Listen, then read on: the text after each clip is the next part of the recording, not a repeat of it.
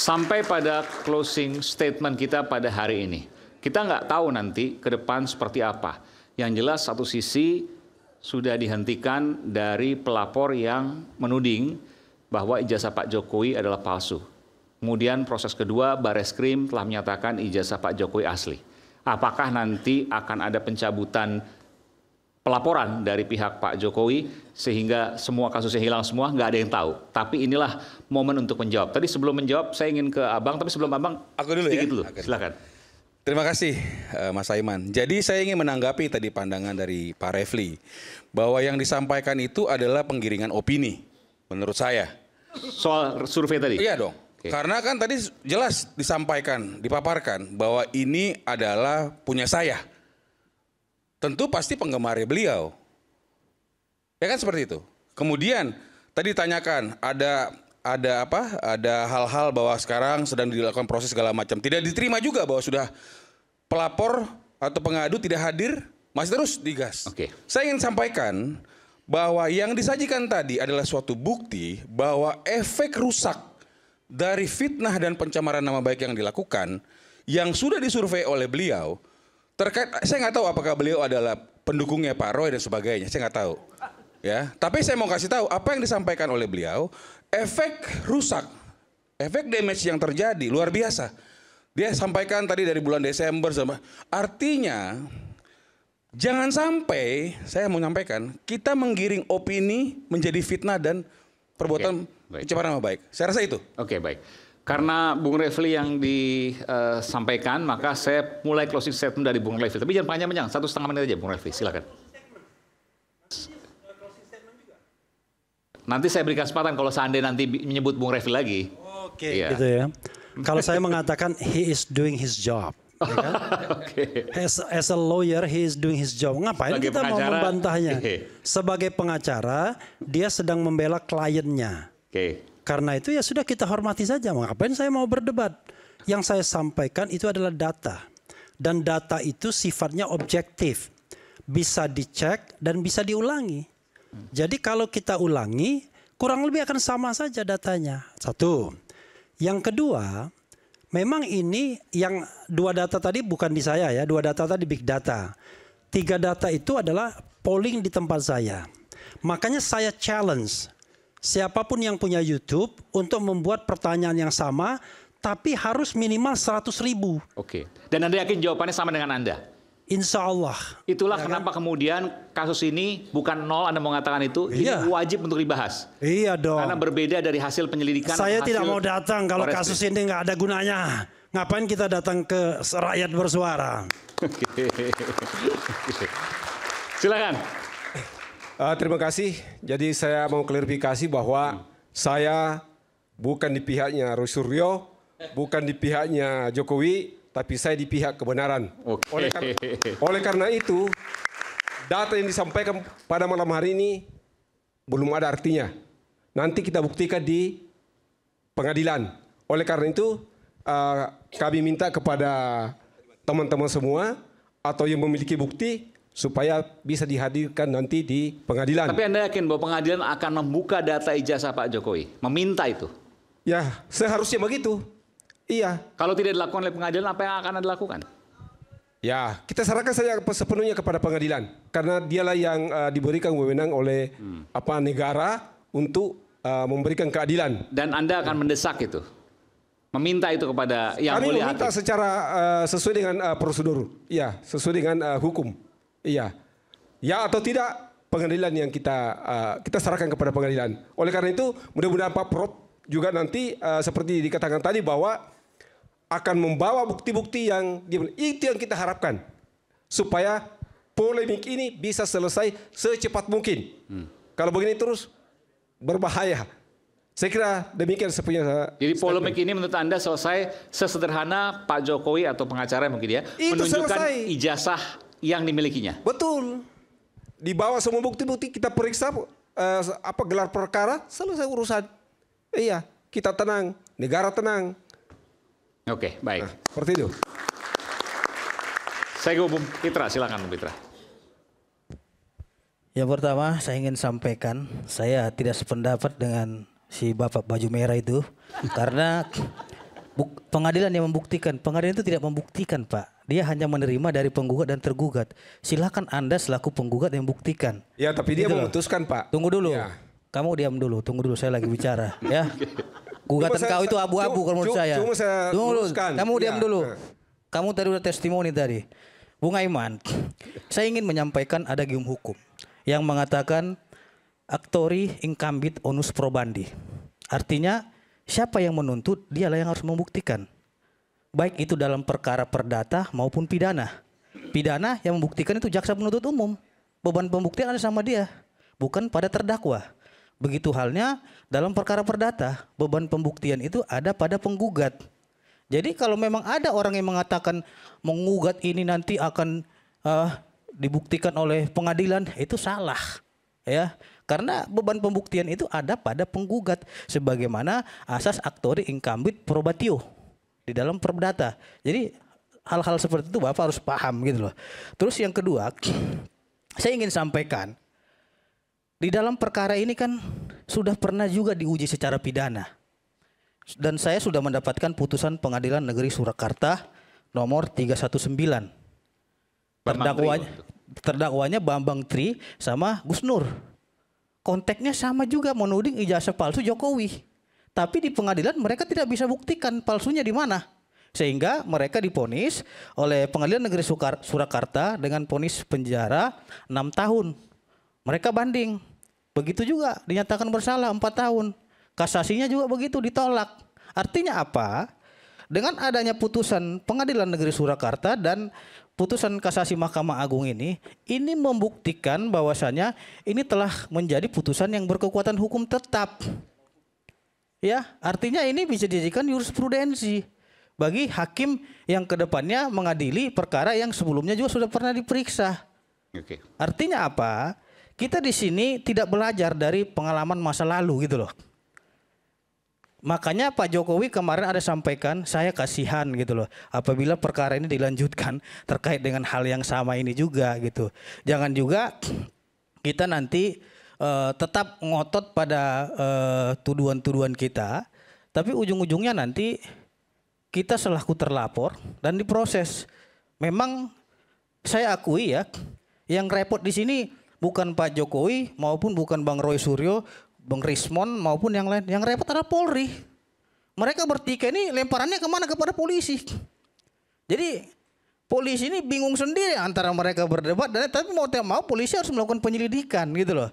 Nah, kita harus berikan acungan jempol kepada penyidik yang menangani kasus ini karena dia dengan cepat memproses laporan ini baik dari pengadu dumas maupun pelapor dari pihak Jokowi.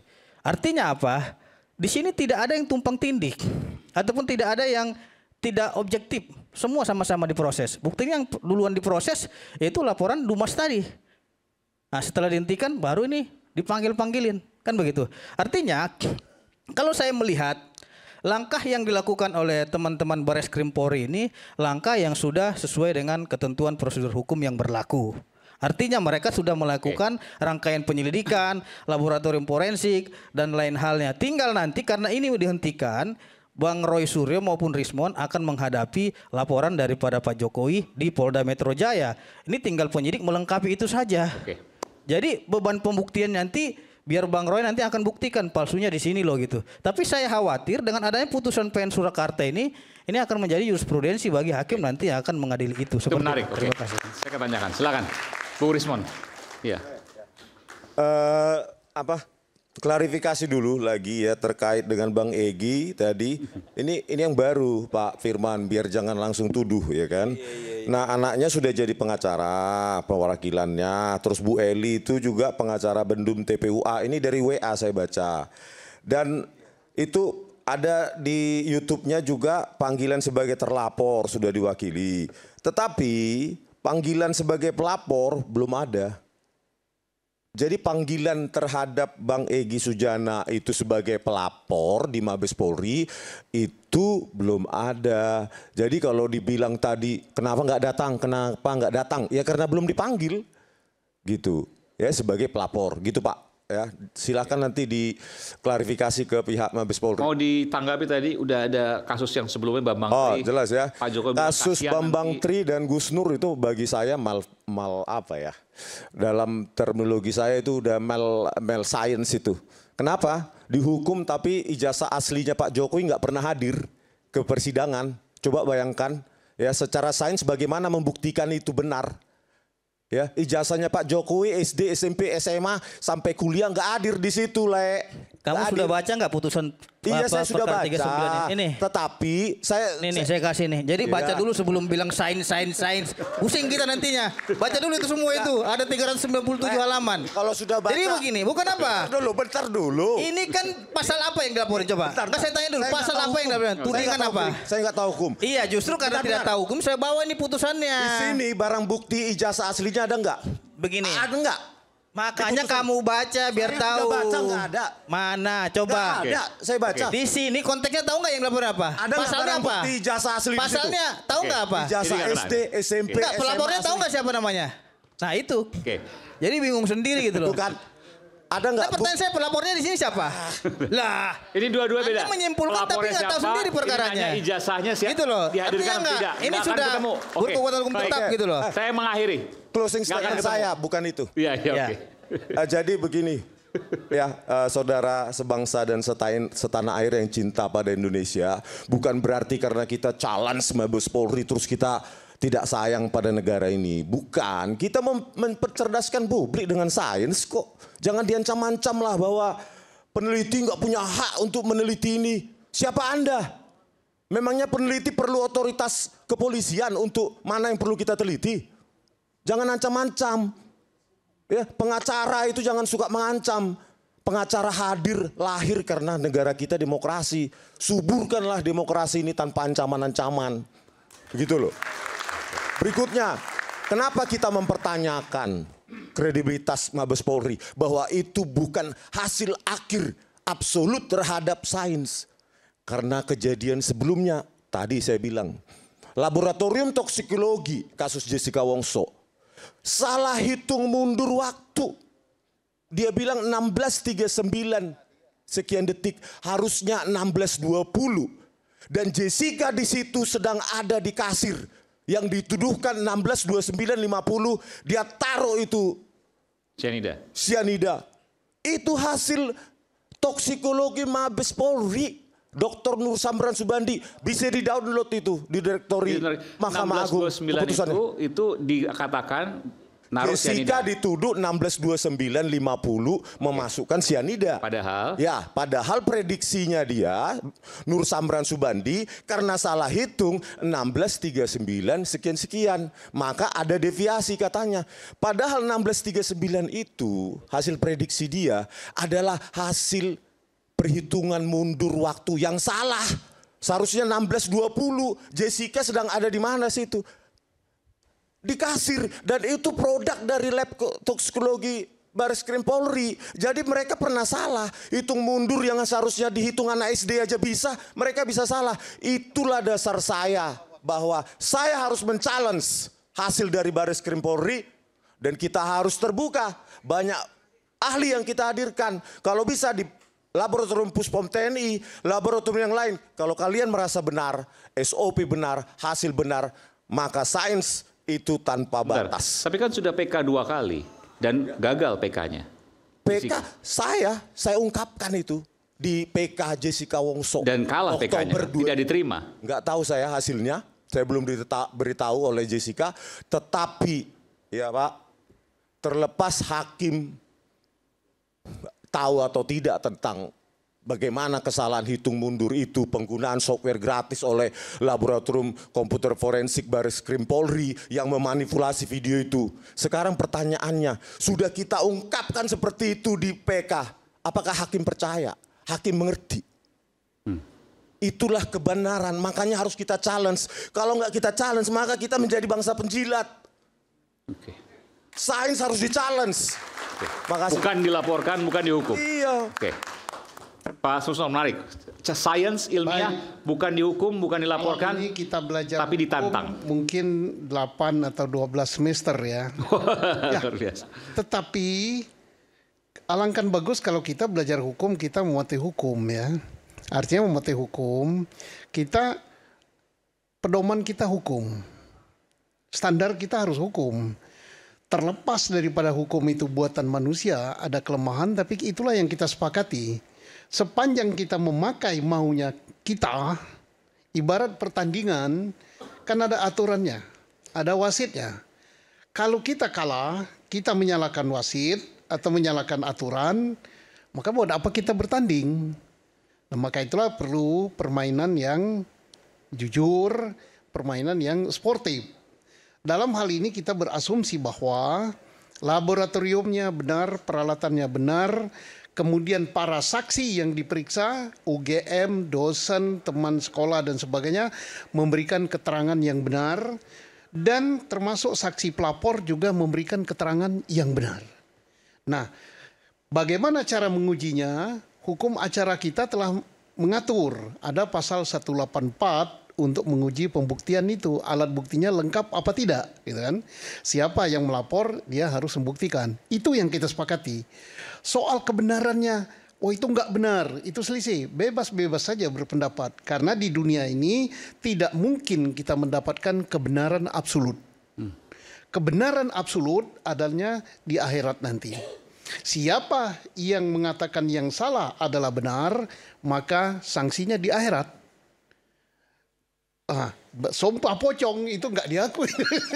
Artinya kita sepakati yang ada soal peraturannya tidak memuaskan, kita yang buat kok peraturan itu melalui DPR kita. Kalaupun tidak baik kita rubah. Ini hukum acara kita sudah akan diamandemen. Mudah-mudahan apa yang disampaikan Adinda Rismond, kemudian Roy, Pitra dan lain-lain ini akan menjadi bahan untuk perubahan hukum kita. Tetapi suka atau tidak suka, mau atau tidak mau, kita harus terima hukum yang sudah berlaku. Ya, itulah. Kalau tidak, sampai kiamat ini nggak selesai. Dan satu malam, ini terima kasih juga kepada Adinda Repli ya, dia sudah mengadakan survei. Dan itu malam ini bisa dipakai sebagai alat bukti loh. Oh ya? Hasil survei dia. Oke. Alat bukti apa? Bahwa betul misalnya hasil survei dari Pak Repli, nama Pak Jokowi tercemar. Jatuh kan. Mungkin dulu tuh surveinya begini tuh setelah jadi presiden kan. Tahu-tahu begitu dilaporkan ijazah palsu, naik begitu tercemar. Nah itu saya yakin surveinya benar itu. Bisa diambil oleh ini. Tapi nggak tahu dikasihkan apa enggak. Siapa ada perundingan lah itu. Terima kasih. Oke, baik, masih. Mas Roy sebelum nanti sini. Ini Pak Susno agak swing hari ini. Kayaknya main menyelam dia. Terima kasih. Jadi kata kuncinya sebenarnya semua ini adalah kejujuran dan kenegarawanan. Maka izinkanlah saya menutup seperti waktu itu, Bang. Tapi ini lebih besar wayangnya. Bumi goncang-gancing, langit kelap-kelap. Alkisah 2017 dulu. Ada seorang yang bernama Petro. Petronya malu mau keluar. Ijazahnya aja malu apalagi Petronya. Petro waktu itu masih jadi Raja Petro. Ini namanya Prabu Kantong Bolong. Kantong kanan bolong 11.000 triliun. Kantong kiri lebih bolong lagi 7.000 triliun. Dia bernama Prabu Well Kedua Beh. Waktu itu dia masih punya relasi kuasa bersama, nah ini adalah tokoh Bathara Guru. Bathara Guru, kamu dulu pembimbing skripsiku. Ini dulu 2017. Sekarang Petro sudah gundul. Sudah bukan raja. Tidak punya relasi kuasa. Truk, aku dulu bukan pembimbing skripsimu. Aku dulu masih asdos. Jadi Bathara Guru mencerminkan kejujuran. Bathara Guru mencerminkan keterus-terangan. Nah, ketemulah dia dengan Prabu Kanjeng Raden Mas Telematika. Kita nobatkan Bathara Guru sebagai pahlawan kejujuran. Bumi gonjang-ganjing, langit gelap-gelap, selesai tancap kayon. Jadi saya tanya, Bathara Guru itu maksudnya Pak Kasmujo? Ya guru beliau. Oke, silakan Pak. Baik.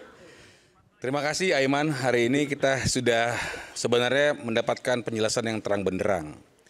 Bahwa sudah kita verifikasi berkali-kali. Ini adalah pengaduan pidana. Jadi tidak bisa diwakilkan. Jadi si pengadu kalau tidak datang, maka artinya yang diadukan itu tidak bisa dibuktikan. Dan itu mau tidak mau, senang tidak senang, kita harus terima. Begitu juga mengenai dengan keperdataan, tadi disampaikan keperdataan. Kalau kita memang fair berbicara masalah keperdataan, sudah 2 kali masalah keperdataan tidak bisa dibuktikan. Pada saat yang lalu saya juga hadir di sini disampaikan itu, saya sampaikan jika memang gugatannya benar maka berproses lebih lanjut. Terserah mau itu dibilang palsu dan sebagai hari ini kita sudah bisa lihat bahwa gugatan perdatanya tidak bisa dibuktikan sehingga tidak diterima seperti itu. Akhirnya apa? Dalam kesempatan ini saya menghimbau kepada semua pihak, kepada kita semua masyarakat Indonesia. Tadi sudah disampaikan efek rusak, ya, efek damage yang dilakukan atas perbuatan sesuatu perbuatan fitnah dan pencemaran nama baik yang tidak berdasar tadi sudah bisa kita lihat tadi, disajikan tadi. Tadi Pak Susno bilang bahwa wah itu bagus, saya percaya asli. Kita bisa gunakan nanti, bisa jadi saksi. Tapi saya ingin katakan, hentikan semua narasi-narasi negatif dan fitnah pencemaran nama baik supaya tidak terkena masalah hukum. Sehingga saya menghimbau kepada kita semua, hormati apa yang sudah dilakukan oleh pihak Kepolisian Republik Indonesia. Kita cermati apa yang akan terjadi ke depan mengenai laporan Bapak Jokowi di Polda Metro Jaya. Dan jika itu nanti sampai dengan ke pengadilan dan diputuskan, kita nggak bisa lagi pakai rule kita lagi. Nanti nggak percaya lagi dengan pengadilan. Sehingga saya ingin menyampaikan, hentikan dan kita perhatikan. Dan kalau memang ada yang kena sanksi, ya mau nggak mau. Tadi Pak Jokowi menyampaikan sangat disayangkan. Saya rasa demikian. Terima kasih. Oke. Aiman, satu. Saya berdoa dan berharap jangan sampai kita kehilangan sarana media untuk hak kita right to know apakah ijazah itu palsu atau tidak. Saya berharap apakah itu di Pengadilan Negeri Surakarta, di Pengadilan Negeri Sleman, atau di Pengadilan Jakarta sini harus ada jawaban yang pasti, precise, concise bahwa ijazah itu asli atau palsu. Itu harapan saya. Wabillahi taufiq wal hidayah. Wassalamualaikum warahmatullahi wabarakatuh. Waalaikumsalam warahmatullahi wabarakatuh. Bukan sekali 2 kali ijazah Jokowi disebut tidak asli. Meski bukan lagi Presiden Republik Indonesia, isu ijazah palsu Jokowi masih dikuliti. Bergulir menjadi bola panas. Kini pembuktian melalui pengadilan hanya berjarak sejengkal. Pertanyaannya, akankah itu dilakukan? Saya Aiman Wicaksono, sampai jumpa di Rakyat Bersuara selanjutnya. Terima kasih Pak. Terima kasih.